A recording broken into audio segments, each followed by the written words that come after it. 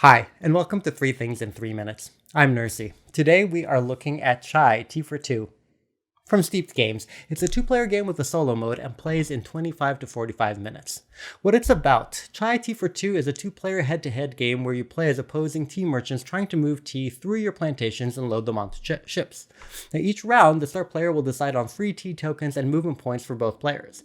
Then the players will roll their worker dice and take turns either placing the dice to acquire more tea tokens, obtain or rearrange some engine-building tea plantation cards, reserve ships with specific tea orders, or bid for extra movement points. Now, these movement points will let you move your tea tokens closer to the ship and potentially alter them into other tokens along the way.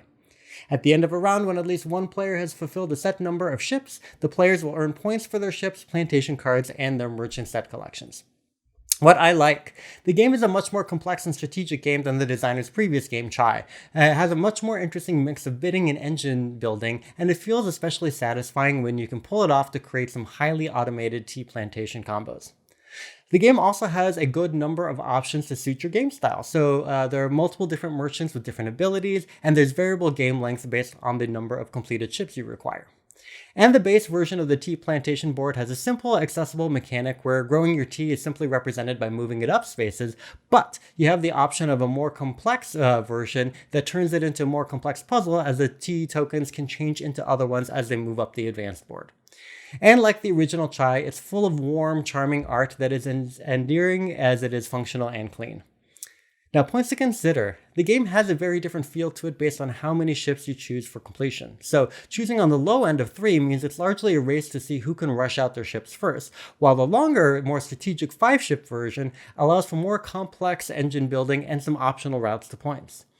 Now also, most of the time, the higher die rolls means better or more options, and that's especially true for the all-important team movement points. And that means you can get limited if you roll low numbers. And though the game does let you spend tea tokens to change your dice, really losing resources is never as good as just getting a good roll.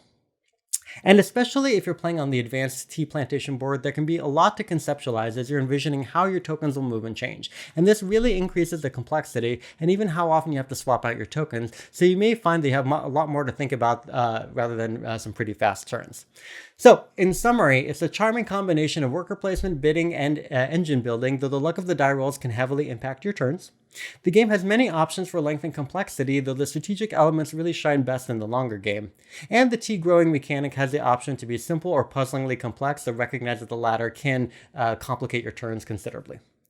Thank you so much for watching. Please make sure you like and share this video and subscribe to the channel. Thanks.